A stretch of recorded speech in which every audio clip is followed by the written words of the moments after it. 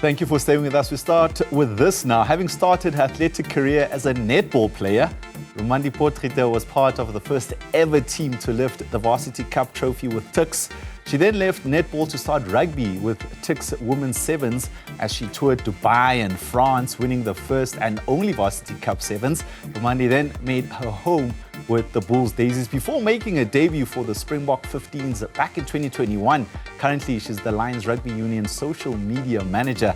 This multi-talented woman joins us now to share with us her rugby journey in an environment mainly seen as a man's world.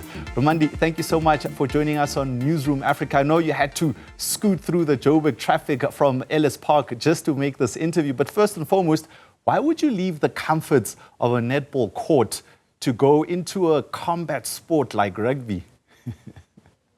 Man, what a warm welcome. Thank you so much for having me. Yeah, hey, people ask me this question a lot, and I tell this joke that I'm already tired of, but I say netball is a non-contact sport. You actually get penalized for contact. And then I moved into a sport where it's only contact. And I guess the quickest way to sum it up was I was ready for a new challenge, and I thought triathlons would be my challenge, but I was missing the team environment so much. And then rugby popped up, and I said, hey, why don't I give it a go? Yeah, and when you look at where the women's rugby game is now compared to when you started, I mean, you just did the switch, and I think nowadays the girls are fully professional with contracts there at the Bulls Daisies. Just take us through what a difference things have made, time has made, I guess, within that sporting code in terms of women's participation. Oh, no, absolutely. My first season playing with the Bulls, we used to train like 6 p.m. to 8 p.m. And then we had mothers and we had people that's working early mornings. And, you get off of work, you get to training, you train 6 to 8. Now you take the long road home, get your family, probably have to cook, get the kids ready for school, get yourself ready for work. And then the next day you do it all over again. And we've been campaigning for rugby to be professionalized for women in our country for so long. And we're finally in a time where it's really made a step up. And there's one union that's fully professional.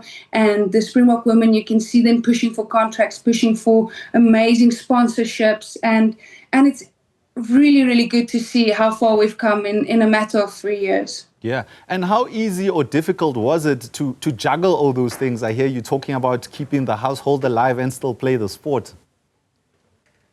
I mean, I think as women, we're very resilient.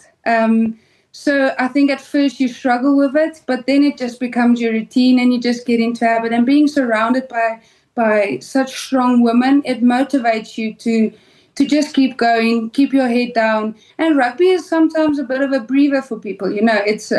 It's their outlet, how they just have time for themselves for that 2 hours. It used to be that. So, yeah, I think as women of South Africa, we're very resilient. So it was quite an easy job, but I don't think it's anyone would get that right.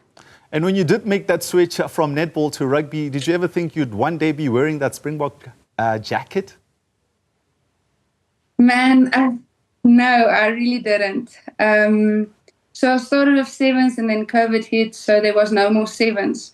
And the 15s asked me and Libby, listen, don't we want to try 15s? And we're like, there's too many bodies, too many people running after us, trying to tackle us.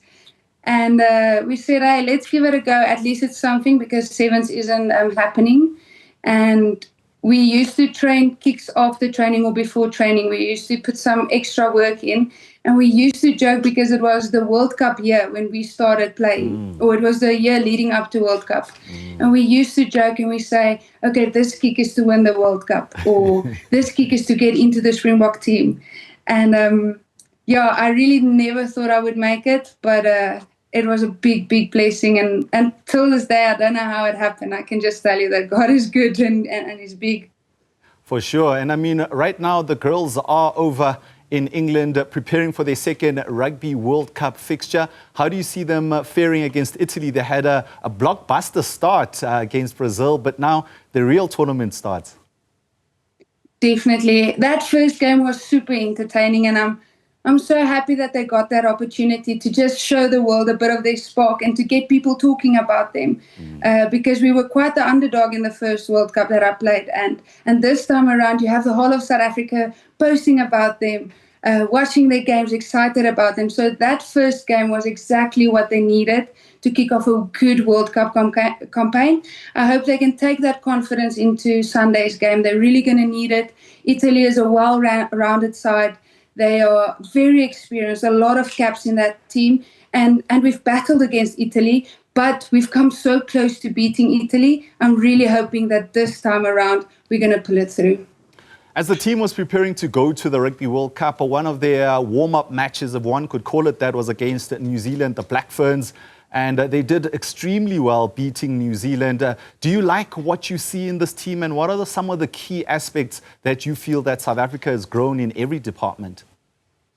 No, definitely. There's a big fire in them. And I think everyone could see that in that second game. And let me tell you, it starts with things off the field. Like that crowd was absolutely amazing. And I can tell you that crowd carried those girls for every single minute of that game. And I could really see a fire ignite in them in that game. And that was super exciting because we just peaked at the right moment just before World Cup. And we got confidence just before World Cup. So that's what's amazing. And I think what I enjoy about them is they have a lot of freedom. They play with a lot of freedom. You play what you see in front of you. And if it doesn't work out, the people next to you will pick you up or they'll defend until we can get the ball back. So I think that's going to be our magic for this weekend. There's a lot of freedom, play what you see. And man, we have so much talent in that team. Under the Rassie Erasmus era, we've seen that the Springbok ecosystem involves everyone, with Mobi units moving from all the national teams, including the junior teams, women's teams, the sevens teams. Do you feel that that kind of approach to the national teams as a whole is a positive? No, definitely. Coach Rassie is a genius, and you can see it filter throughout South African rugby. And I think we have some magic here. We have a good recipe for success, and we've seen it in our juniors, we've seen it in our sevens, we've seen it with our Springbok men. I think it's time that we see it with the women, and I think it's now or never. Being realistic, how far do you see the girls doing in this current World Cup? Oh man, I see them going to quarterfinals, and I can't look further than quarterfinals because that moment right there will change women's rugby in our country forever. And if we can get there, whatever else or wherever we go beyond that is a cherry on top of the cake, you know. So I really see us going through to quarters. I think we're going to really come out punching, coming out with fire on Sunday. And I think if we can put Italy under the pump from the very first minute, they're going to be rattled. They're coming off of a very bad loss against France. And I think we're coming out of a very good game against Brazil, a lot of confidence, a lot of lessons actually from that game from Brazil. So I think this is our moment to just, if we beat Italy, we're through to the quarters, you know?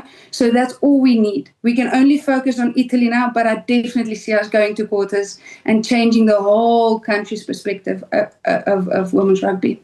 Rumandi, you're not only a sportswoman, but you're also highly qualified as a law graduate as well. But currently, you are busy with your Lions Rugby social media kind of work there, and having to fit into what is predominantly a male space where there's a lot of testosterone running around there. How have you fitted into the Lions Rugby ecosystem, and how have you been able to find your feet as a woman? It's been so amazing. I can't lie to you. Since the moment I stepped foot on Ellis Park, it's only been a dream come true. They've opened me with open arms. They welcomed me with open arms.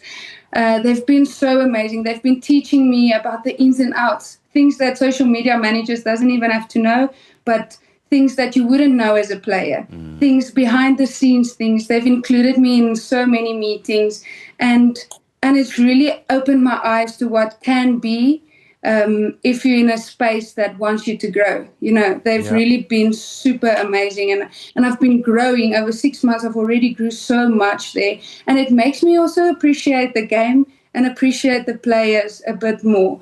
And same with management. It makes me appreciate the things that happen behind the scenes a bit more, because now I get to see that. Yeah. Rumandi Potgieter there, making waves in the rugby space, not only as a former player, but currently doing some administrative work for the Lions Rugby. Well, that's where we leave it from the sports desk in this hour. Your headlines right after this.